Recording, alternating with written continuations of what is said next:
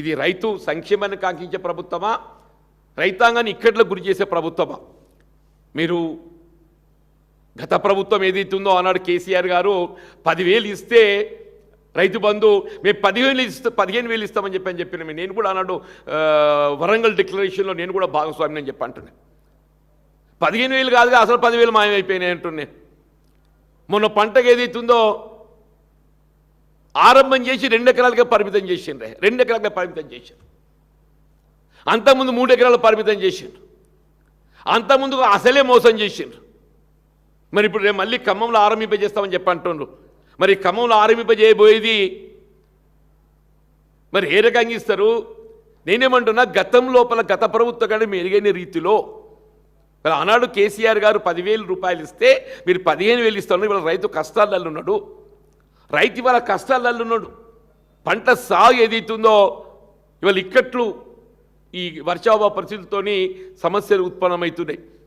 ఇవాళ కనీసం ఈ ఖరీఫ్లోనైనా ఏదైతుందో రైతు భరోసా ఎకరా 15,000 సంవత్సరాల కంటే 7,500 రూపాయలు ఎకరా చొప్పున మొత్తం ఏకమొత్తంగా మీరు రైతుకు చెల్లి సాధారణ కొంత ఊరట లభిస్తాయని చెప్పి అంటున్నాను. ఇలా మార్కెట్లో పోతే ఆ యూరియా అది యాప్ అని పెట్టిన యాప్ అనేది నాకే అర్థం కాదు, యాప్ అనేది నాకే అర్థం కాదని చెప్పి అంటున్నది. సాధారణ రైతుకి ఏమర్థం కావాలనే? దేశంలో ఎక్కడ లేని విధంగా మరి ఒక తెలంగాణ రాష్ట్రంలో యాప్ ఎందుకే? దేశంలో ఎక్కడ ఏ రాష్ట్రంలో యాప్ అనేది లేదు. అంత కుల్లా ఏదైతుందో మార్కెట్లో అందుబాటులో లభిస్తున్నాయి.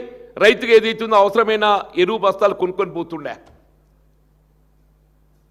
ఇలా మొత్తం కాంప్లెక్స్ 30% పెరిగింది, 30% పెరిగింది. నువ్వు ఏదైతున్నదో మరి నీ ఉద్దేశం ఏంటో, నీ ఆలోచన ఏంటో తెలుస్తలేదు. వీళ్ళ కనీసం రాష్ట్రానికి రావాల్సినటువంటి ఒక ఎరువు కూడా నువ్వు ఏదైతుందో మరి మంజూరీ పొందలేకపోతున్నావు అని చెప్పంటే ఎంత అసమర్థ ప్రభుత్వం, దయచేసి ఆలోచన చేయాలంటున్నా. రాష్ట్రానికి కావలసినటువంటి ఎరువులు కూడా నువ్వు మంజూరీ అలాట్మెంట్ పొందలేకపోతున్నావు అంటే ఎంత అసమర్థ ప్రభుత్వమో దయచేసి ఆలోచన చేయాలని చెప్పండి. గతంలో ఎప్పుడూ ఇటువంటి ఒక పరిస్థితి ఉత్పన్నం కాలేదు. ఏ రాష్ట్రానికి కూడా ఇటువంటి పరిస్థితి లేదో చెప్పంటున్నా. ఏ రాష్ట్రానికి కూడా ఇటువంటి పరిస్థితి లేదు. ఇవాళ ఎరువులపై ఆంక్షలు ఏ రాష్ట్రంలో లేదు, మన తెలంగాణ రాష్ట్రంలో అంటున్నా. ఇలా ధాన్యం సేకరణ మొన్నటిదాకా ఏం చెప్పిండు, నేను పడకపోయి కిషన్ రెడ్డి ఇంటి ముందు పోషత్తా, నేను పట్టకపోయి ఏదైతుందో కిషన్ రెడ్డి ఇంటి ముందు పోషత్తా. నువ్వు ఏదైతుందో కేంద్రం మోడీ గారు ఏదైతుందో బడే భాయ్ అని చెప్తావు నువ్వు.